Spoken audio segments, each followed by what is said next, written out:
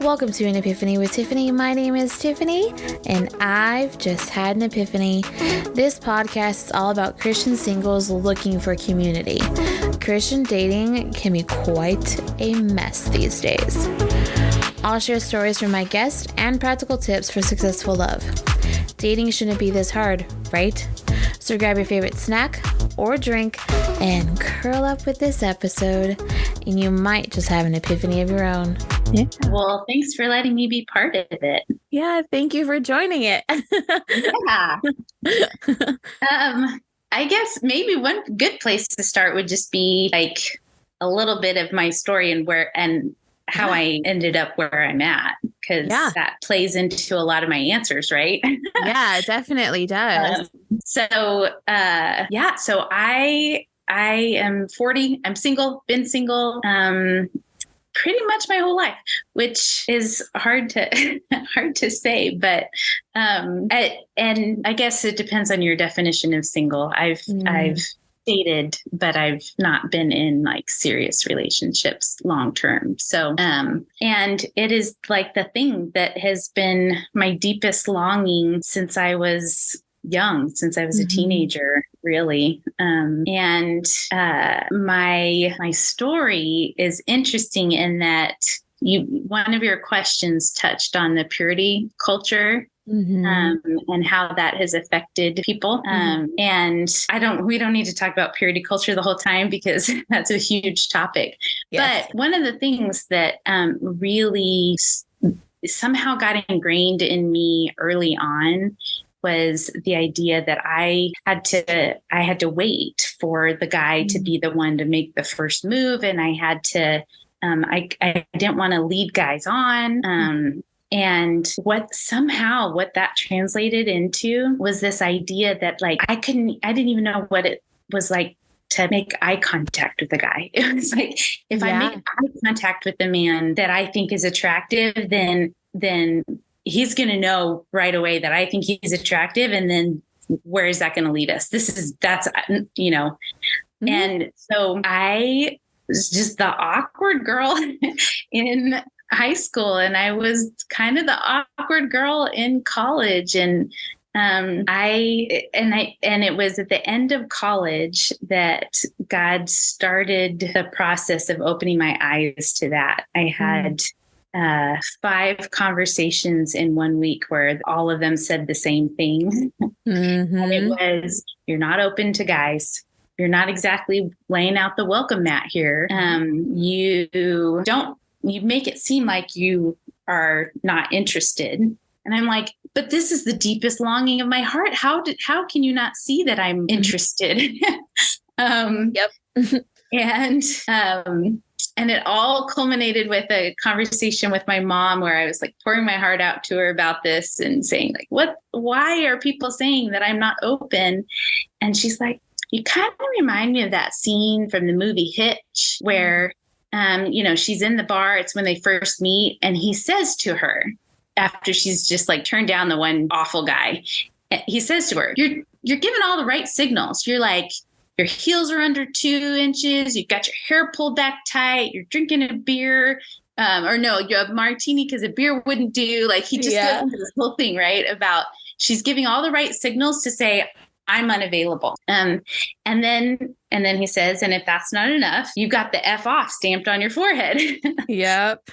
And my dear mother, who I love immensely, says, you've got F off stamped on your forehead. Like you are putting out this vibe that you don't need a man, that you don't want a man, that you, you're not laying out the welcome mat. And I'm like, oh, okay, what does that mean? Right. So it's been like 20 years of me learning what that looks like, learning how to make eye contact with the man and not have it be this scandalous thing, but actually just a really good interaction, and learning how to, just interact with men in a healthy way. In the world of dating, especially, just in general, but like in the world of dating, I think we do have a whole generation of people who are affected one way or another by that purity culture movement, which I feel like I should say for the record, I think that the intention of that movement was so good. Mm-hmm. And I think Satan just used that to attack an entire generation of believers into not knowing how to relate with each other. Mm-hmm. And now we have an entire generation of 30s and 40s who are unmarried and longing to be married and don't know how to interact with each other. Mm-hmm. And so it's hard. So it's really been in the last few years that I feel like God has really done some things in me and freed me up in a lot of ways, even more so. And I think you know that I started hosting speed dating events. Mm-hmm. And that's been huge. That's been huge for me. Speed dating, going to speed dating events, and just realizing like, you're allowed to have a conversation with the man. You're allowed to go on a date with the man. And heaven forbid, you could even kiss a man. And and that doesn't mean that it has to be the thing that is the end all be all. And once you're there, then you're committed. And we just put way too much pressure on these initial stages of relating to each other, and you don't want to mess it up. And so then you just don't try. People just don't try. So it's been cool to do those events and try to encourage other people in the ways that I've been learning and growing. To like, this is not, going on a date is not a marriage proposal. Like going on a date is figuring out if you want to go on a second date. Mm-hmm. And then going on the second date is figuring out if you want to go on a third date. Like, you don't have to put all this pressure on it. And when the pressure comes off, actually dating becomes so fun. Mm-hmm. It's so fun just to get to know somebody. And maybe you figure out that they're not the right fit for you, but you learn some things about yourself along the way. You might figure out some things that are the right fit for you. And all of that is huge in, in our growth as singles. So. Yes, I agree. I want to come to one of your events, by the way. But I don't. When are you having your next one? Side note. It's not scheduled yet. So. Oh, okay. Well, keep me posted. I will. Okay. I'll bring the girls, and we'll make it a mafia thing. That would be so cool. Hey, actually, that would be fun. We should do that. We'll talk after. Okay. Okay. So while you were talking, I just kind of got this like thought, and I want to get your opinion on it. Yeah. So, because we hear a lot of the time, you need to be intentional. You need to be intentional. You need to let your intentions be known. And I don't think that's a bad thing, but I'm wondering if like sometimes when we say like, oh yeah, obviously our intention in dating is to get married because that's the intention, right?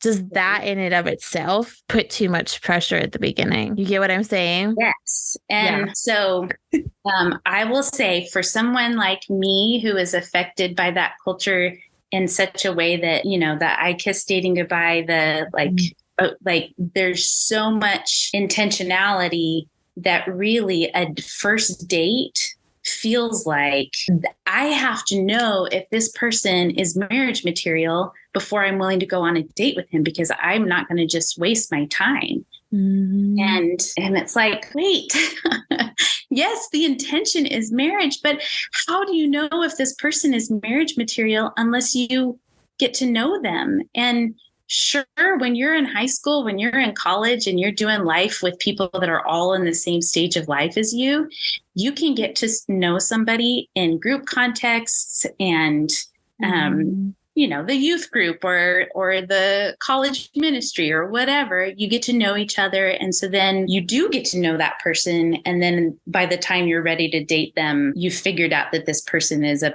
marriage material person, right? Right. But the older you get, the more that your life is spread out and the more that you're not necessarily running in circles with people who are all in the same stage of life as you. Mm-hmm. And so how do you get to know somebody to get to know if they're marriage material unless you're willing to go on a date with them? And I think I think there should be great intentionality in dating toward marriage. I don't think that dating should be something that you just like, well, I mean, I don't know. I think it's okay to date for fun. But date for fun with some intention to start to learn about yourself, to start to learn about other people, and with the intention of hopefully long-term marriage. But if you go into a first date with that in mind, like, is this a person I could marry? That's what puts the pressure on it. And that's what makes it feel like an interview. That's what makes it feel like, does this person check my most important boxes for a husband? Well, then it's an interview. Then it's like what does your walk with God look like? And who wants, like, if that doesn't naturally come up in conversation, then it feels like, wait, you're not actually interested in me. You're interested in, do I fit your profile? And so I guess as I've gotten older, I've been way more willing to not flippantly approach dating, but going on a date with somebody that I'm like, I'm not sure if he's a believer or not, but I'm going to go and I'm going to get to know him and figure out a little bit about who he is. And if we can talk about our faith journeys, not with me having the intention of, do you check my box? But with me having the intention of, can I get to know this man?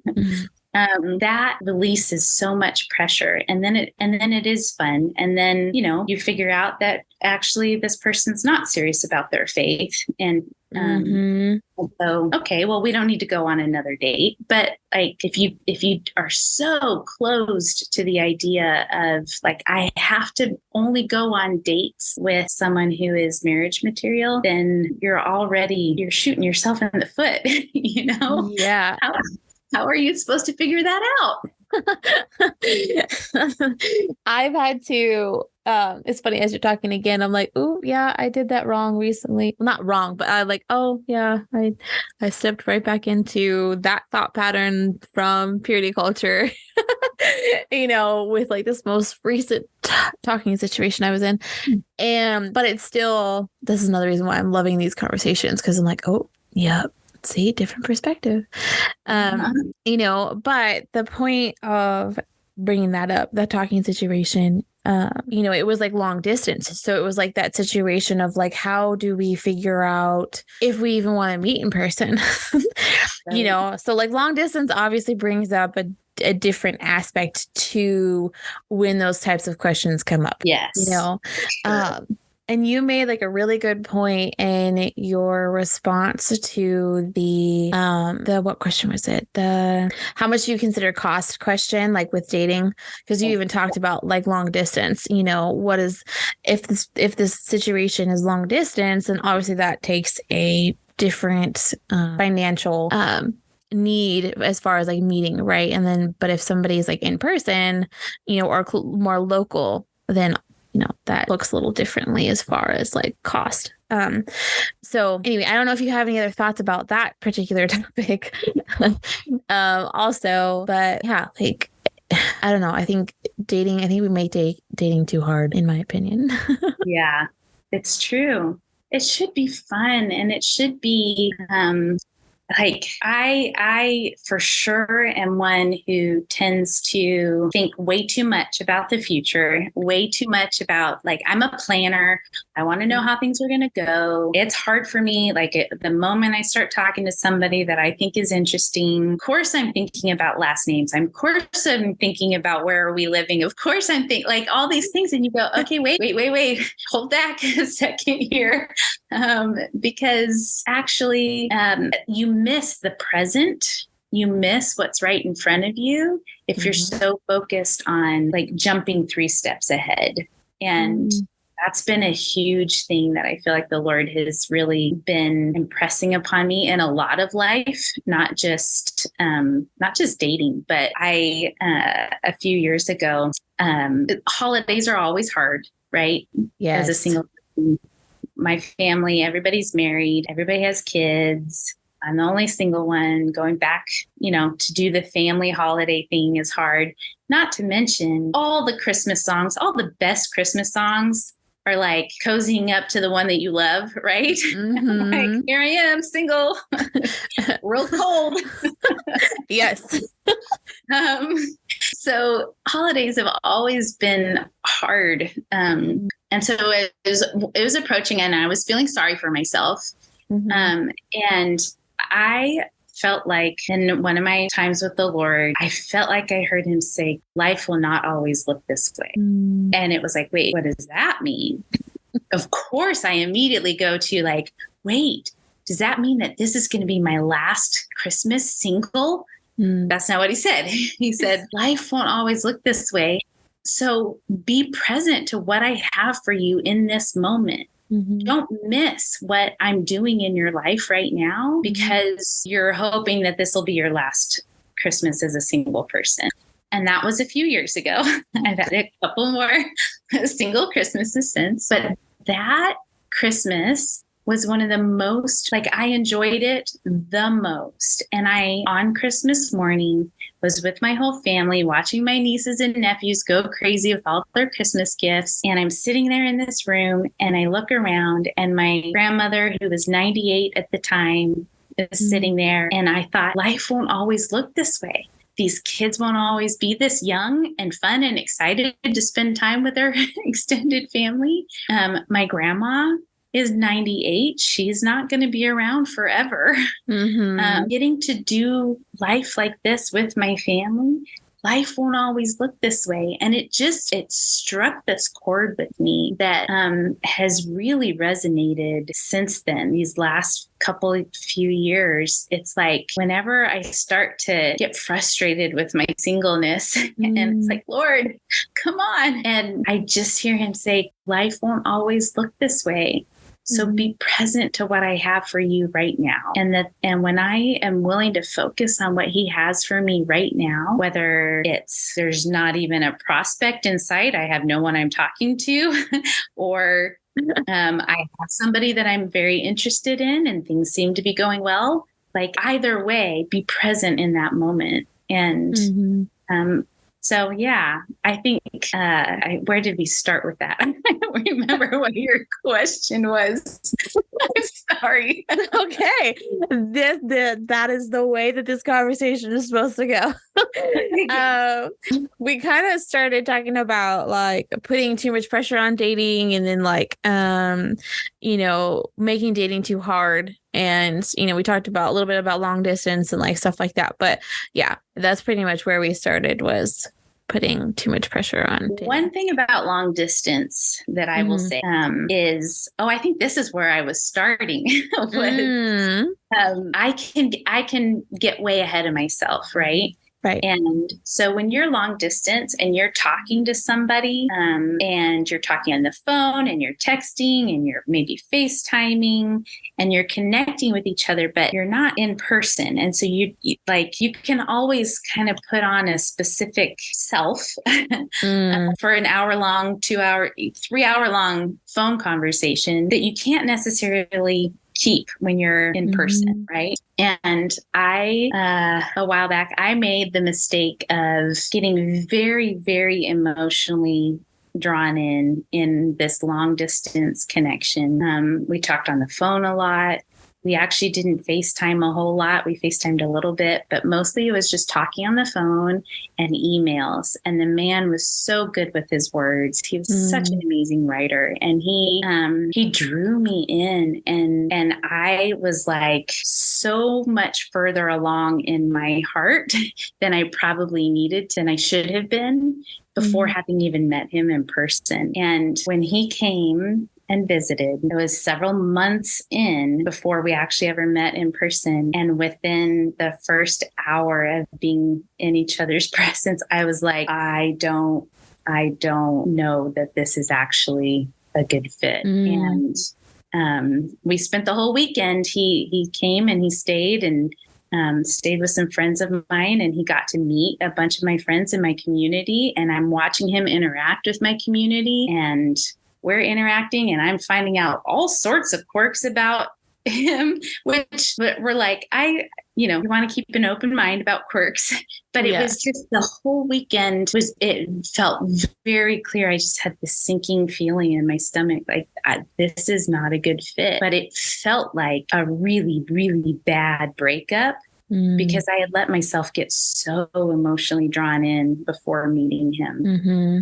And so I now, in the times that I've had the opportunity to start to get to know somebody long distance, I am way more like, let's figure out a way to meet early. I know it seems early for long distance, a few weeks in, but like, I don't know who you are. I need to be around you. And let's, depending on where you live and whatever, like, let's meet somewhere in the middle for a day. It's an expensive day. I get it. Air travel is no longer what it used to be. Yep. Or, figuring out me coming to you, you coming to me. Let's figure out a way to meet earlier because I don't want to do that again where I get so drawn in emotionally. There's this emotional intimacy that then can't be backed up when you're in person and you go, oh, I was falling for the idea of this guy and the man himself is not the right fit for. So it's that whole thing about the cost of like what do I expect. I feel for guys in this, like dating these days, a guy paying for every first date that he goes on or every first 2-3 dates that he goes on, like that's an expensive endeavor. And if a guy is serious about wanting to meet somebody, then he's probably going on a lot of dates. And so I love it when a man says, especially at the beginning of a date, when he makes it very clear, like, oh, this is on me. Like I was raised this way or whatever. I've had guys say lots of different things, but when they say like, I will not let you be paying for dinner or whatever it is, I love that. And I never expect it. And I always offer to pay my half because it's a date. Let's go to a taco shop. I can pay for my tacos, Southern California thing. Yep. When it comes to the long distance thing and meeting in person, that is a huge investment to make. And I for sure am like, I will pay my way if we're meeting halfway in the middle, or if I'm coming to you, I'm paying my way to get to you. And then if you want to take me out on some nice dates, then that'd be great while I'm there, but I feel like in times past, that idea of a man having always paying for the date, like it's chivalrous and it's amazing. And I think that was the expectation. And I think it's really hard on guys in the current dating culture to have that always be the expectation. So I try really hard not to put that pressure on them as much as I love it when they do offer. They score some immediate bonus points when they do. Same. For me, I'm just like, it doesn't have to be a big thing. Obviously, taking long distance out of it. Like if it's a, local thing, let's go get tacos. Let's go to coffee. Let's drive to the beach because we're in California. Like we have a bunch of beaches to pick from. And a bunch of amazing coffee shops nearby. Go get a coffee, walk on the beach. It's a great date. I am a let's sit down and talk person, right? Because that's the only way I'm going to get to know you. I'm huge on body language, and quirks, obviously, but like how else do you expect to meet somebody if you're not making it simple, I guess is like the way that, everybody's more comfortable when it's not something, crazy fancy for like a first date or, just pick something easy, figure out what she likes and, or what you both like to do and then go do that because chances are you're going to have more fun doing the thing that you both like to do than, spending a ton of money on a huge steak or something like that. Yeah. Save that for later. like special occasions after you guys been dating like a year. Okay. Yeah. Let's go get the steak now. Yeah. It's such a great perspective though. It's just like, it doesn't have to be a pressured filled thing, but yes, we understand that guys do feel that pressure, especially with the culture today. So, yeah. Well, it's this dating today. It's just so weird because there's the dating culture today, and then there's the Christian dating subculture. And there are a lot of things that Christians do well. And I'm going to say that Christians don't do dating in their 30s and 40s well at all. I've seen it actually in a few of these Facebook groups. I've seen some women make comments like, why is it that I feel like I'm treated better by non-Christian men on dates than I am by Christian men? Mm-hmm. And I want to give our Christian men the benefit of the doubt because we've made it really, really hard on them. Yes. I don't think it's all their fault. But we do kind of need to change some of that conversation, change some of the culture around it, take some of that pressure off, because for both us, men and women, we're doing ourselves a disservice by making it be the most intense thing, and you have to get it right. And it's like, you know what? We're adults. We're human beings. We're probably going to hurt each other's feelings at some point. But let's just be open in communication. And if I express interest and you're not interested, that's okay. Like, it's hard. It doesn't feel good. It's uncomfortable. Those are awkward conversations, but have the conversation and treat each other with respect. And then it makes it a whole lot easier the next time around when you go, okay, I know that telling somebody that I am interested and being rejected, that didn't end me, right? So I can do it again, actually. I can try again.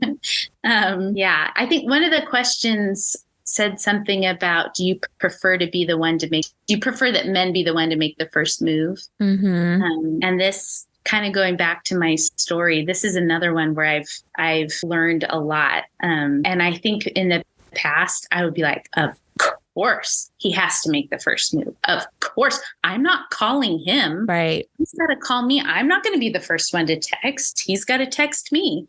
And it's like, well, wait a second. What that again suddenly puts all this pressure on the relationship. If a guy comes to mind and I want to send him a text, I'm going to send him a text. Let me, like people talk about drop the hanky. It's not dropping the hanky so much as like, let me engage in this relationship in a way that expresses some interest, lays out the welcome mat, and then let him take it from there. Because I do think it's important for men to lead in a relationship. I think it's important for them to, I think that's God honoring when men take the initiative and lead. And that, I think, was one of your questions too, right? Yeah. Of what that looks like. Yes. And I'm like, you know what? Holding the door open for me, that's chivalrous, but that's not leading in a relationship.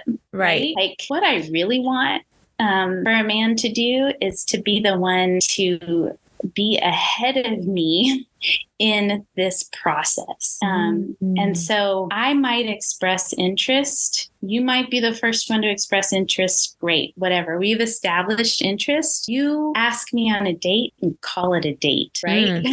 If you want to go on another date with me, call it a second date. If you want to date me exclusively, like, you lead us into that next phase of the relationship as I am responding to you and how you're leading. But to me, that's what it looks like for a man to lead in a dating relationship. And I think I said in my answer too, by the time you get to, I think I want to marry this woman, which hasn't happened to me yet. So, but I sure would hope that you are seeking out spiritual counsel, like from your faithful mentors, advisors, the people in your life, that you are living life in community enough that that you're going, I think this is where I want to, I think this is this is it.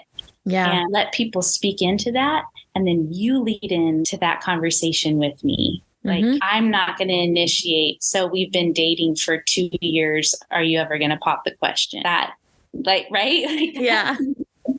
No woman wants to be the one to like have to move to the next phase of the relationship. She wants to be led into the next phase of the relationship. And I think that's part of what being a Christian man leading in a relationship looks like. So, but I'll drop the hanky. I'll say I'm interested. I'll even ask you out on a date to start the relationship going. And then if you don't take it from there, this is the hard part for us women.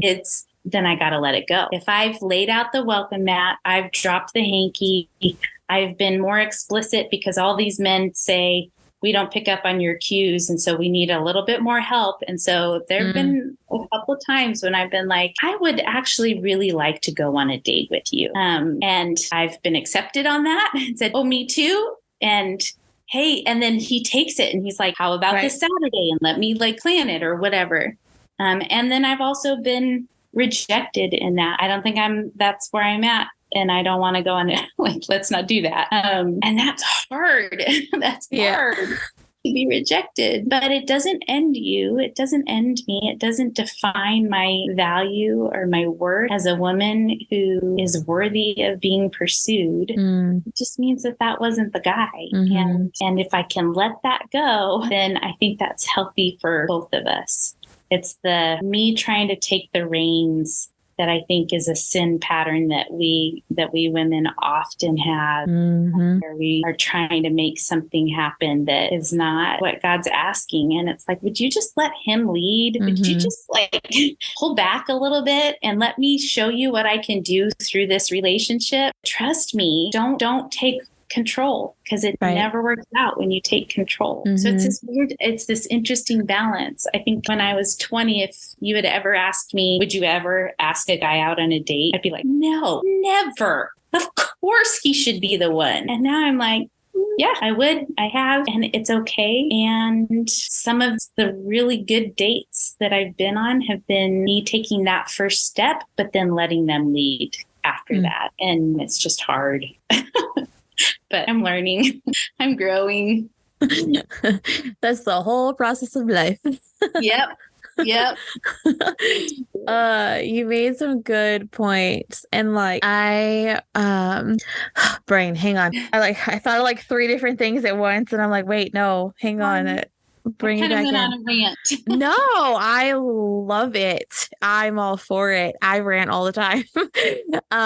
So I had an interesting conversation yesterday about the letting go process, and it kind of came into the original sin, as far as like, how, yes, Eve ate the apple and guys like to blame us and say it's our fault. Right. And then, Adam ate the apple after the fact and like all that stuff. So I'm sure you've heard all the different aspects of that conversation and how, it's his fault, her fault. Right. But anyway, this conversation about letting go led into that conversation about Adam and Eve. And in particular, where it says in Genesis that your desire will be for your husband. Right. And then the women's like curse, air quoting there, is, we're going to have struggles with childbirth. It's going to be painful. And every month I curse Eve. You know what I mean? But like, then there's the aspect of like what sin did for Adam's side of things, and then how he's supposed to, quote, lord over us. I think I'm misphrasing that a little bit, but it's paraphrased. And, so then in that moment, it just became a eternal struggle of who's going to lead and who's going to follow, right? Obviously, with the perfect plan, if sin had never entered the world, then I feel like, that would have just been easy. We wouldn't, as women, be over here going, well, I want to take control of all of these situations because of whatever, right? So I don't know if you have any like thoughts on that. You'll hear the rest of the conversation eventually. But that was just kind of like the gist of the conversation. So when you were talking, it just kind of brought that back up in my mind. So I don't know if you have any thoughts about it. Yeah, I actually have lots of thoughts about that. Yay! So it's interesting. Just this last weekend, I celebrated my 40th. It's a couple months late, but I celebrated my 40th, and I invited some friends and family for the long weekend, Labor Day weekend, right? Right. And I invited a couple that's in their 70s that I really value their walk with the Lord. And I said, okay, I'm entering the second half of my life, and I would love for you to just share with us some things. And I kind of left it really open-ended, but it was like, you're walking with Jesus in the second half of your life. Like, how do we do that? And it was interesting because he's like, I have been thinking and praying about this for your birthday weekend, and I feel like the Lord is putting it on my heart that we need to talk about shame. And I was like, oh. But we talked about Genesis 2 and 3, and we talked about how men and women were created, and how men and women are image bearers, and the way that we bear God's image looks a little bit different. And it's amazing how we get to together portray who God is. And we talked about what happened with the fall and the shame that they felt. And so, okay, so the creation, right? Right. Adam was created first, and Adam was created from what? The dust of the earth. The dust of the earth. And Adam was created where? Oh, I'm like, wait, had the garden already been made? No, Not. It had not. In the wild. Right. Yeah. Yeah. And then what's the first thing God does with Adam after his creation? Oh my gosh, my brain. It's okay. He takes him to the garden. The garden. Okay. Yes. Says, okay, so now here's your domain, basically, and rule over it, right? And then he tells him to name the animals, and like he puts him to work in the garden. So Adam was created in the wild, and he was created from the earth, and he was given a task cultivating the earth, right? From the earth for the earth. Right. Okay, so Eve, what was Eve created from? A rib. From Adam. Yes. And where was she created? She was in the garden. In the garden. And what was the first thing God did with her after she was created? Brought her to Adam. Brought her to the man. She was created from a man for a man, because it was not good for Adam to be alone. She was created specifically to help reflect relationship, the relationship that the Trinity had. We bring that piece into the picture for Adam. And so how amazing is this that we were created so differently, different purposes, right? And then sin enters the picture. And what is Adam's curse? That he shall, toil the land, but then it won't be fruitful, basically. Paraphrase. Yeah, basically. So the thing that he was created for, to cultivate the earth, is now going to become really, really hard. And when then Eve, her thing was pain in childbirth and this strife in the relationship with her husband, this desire for her husband, which that word desire in Genesis 3, it's only used one other time in Genesis 4. And it's the word that with Cain, that God says, Cain, sin is crouching at your door. It desires to have you, and you must master it. It's like this controlling, manipulative desire that sin has. So the thing that we were created for is relationship, and to bring this picture of the Trinity into the human experience. And it's the thing that's the very area that is really, really hard because sin entered the picture. So I think that whole, I think God's doing a redemption story, obviously. Yeah. He's been doing that since the garden. But I think it's helpful for me to recognize the way that men and women were created differently, and the way that the thing that sin did was target the very thing that we were created for. And so men have a really hard time feeling like they're enough, because everything that they try to build or do, it fails, and they don't think that they're enough, and they're not strong enough. And strength is one of the main ways that they bear God's image. Women were created for relationship, and we struggle in relationship, and we want to manipulate, and we want to control relationship, and it's really hard. And the very thing that we were created for has been marred by sin. And Jesus enters into both of those things, right? Jesus says so then as women, our longing is, am I lovable? Am I worth loving? Am I worth pursuing? Right? Again, these things that sin makes you think. And I loved in this talk that he pointed out, God comes into the garden after they've sinned, and he says, "Where are you?" Not because he doesn't know, to give Adam a chance to fess up, right? And Adam says, "I was afraid because I was naked, and so I hid." Yeah. And the question God asks is, who told you that? Who told you that? And I think that's what he wants. When we say, I'm not lovable, I'm 40 and single, so something must be wrong with me. And he says to me, who told you that? No, that's sin that is entering in. That is Satan planting the seeds of a lie that you are believing. Who told you that? Would you believe me when I say that you were created for relationship, and you bear my image in that, and you have so much to offer in relationship as a single woman at age 40? And, maybe someday he'll let me get married. I hope so. I long for that. He hasn't taken away that longing, but I think he wants to meet me and redeem the sin that mars the thing that I was created for. I think he wants me to find that in him. And this question of am I worthy of pursuit? Am I lovable? He's like, who told you you weren't? Are you not listening to me? Yes. I told you you are worthy of pursuit, and you are so lovable, so much so that I'm willing to sacrifice my son to you. Would you believe me? Would you believe me when I say that? And I think sometimes I do.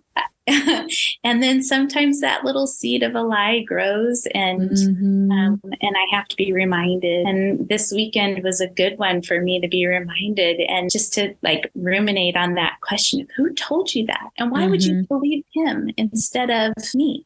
Why would you believe Satan and his lies instead of the God who created you, the God who created you beautiful and naked and for relationship? We are his image bearers, and Satan would like nothing more than to hit us right in the core of what we were created for, so that we would stop bearing his image, so that we would stop showing the world who the God of the universe is through us, So I went on another rant.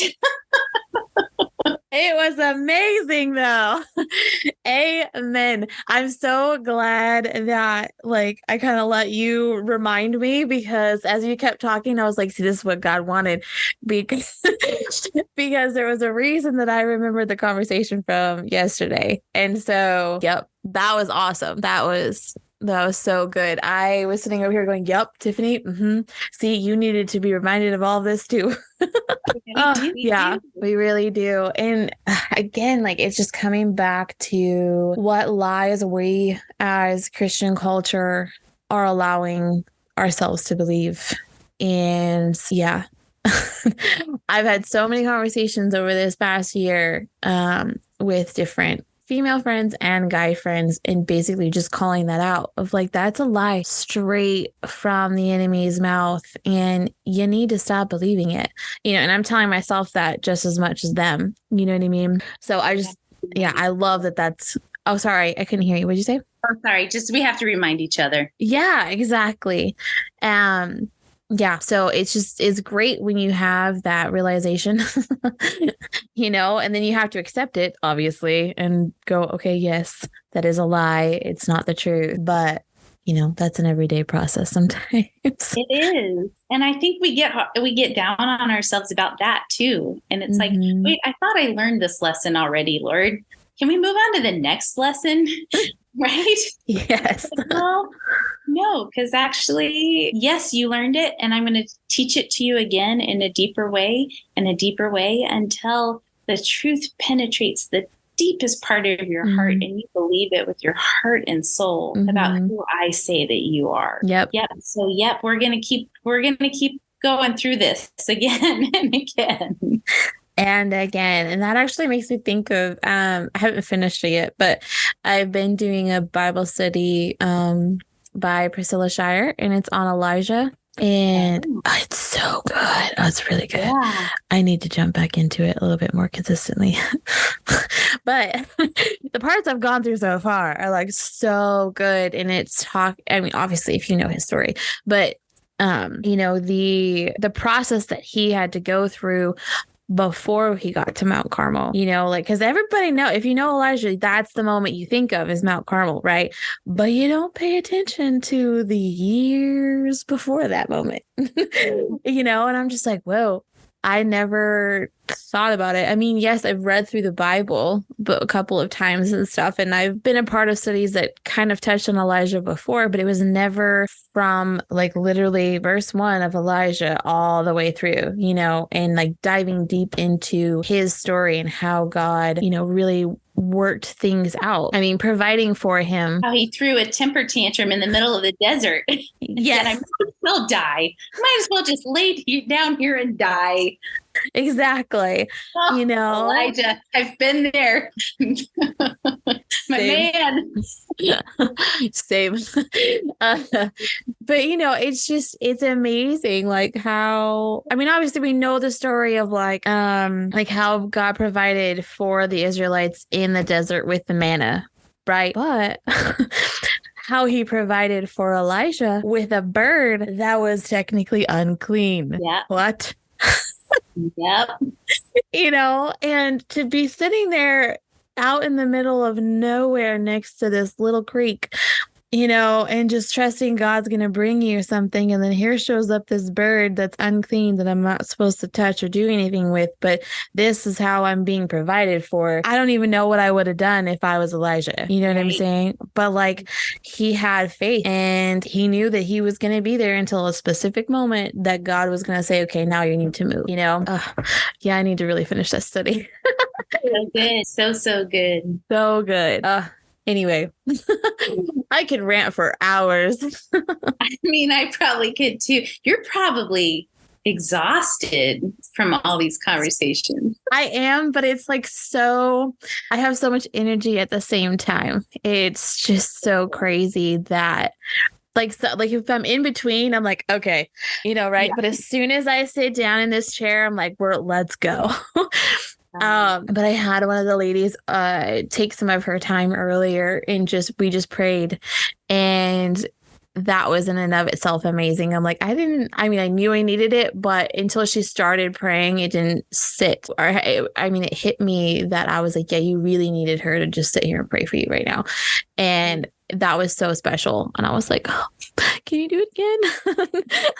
Tiffany, I love how God is using you and then also like meeting you in this. Yes, it's great. To obey him, and then he's showing you more of himself.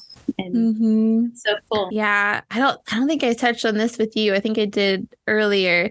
So my word for this year is faith. And has it been a year of faith? And yeah. With this in and of itself, it's just another step in that process that I've been through this so far this year. And I'm just like, okay, God, I'm going to keep on walking it because I don't know where we're going with it, but we're going. Hey, thanks for listening. I hope you've enjoyed the stories and the perspectives that were shared in this episode. Please share it with a friend whose dating life might need some help. Wink, wink. If you want to connect with me on social media, you can find me on Instagram, TikTok, and Twitter at An Epiphany with Tiff. I really hope to see you there. There are multiple ways that you can support my show. You can pray for me, rate, review, and share any episode that you love. Or you can even financially contribute by going to patreon.com/An Epiphany with Tiffany. Until next time, I'm Tiffany, and I hope you just had an epiphany.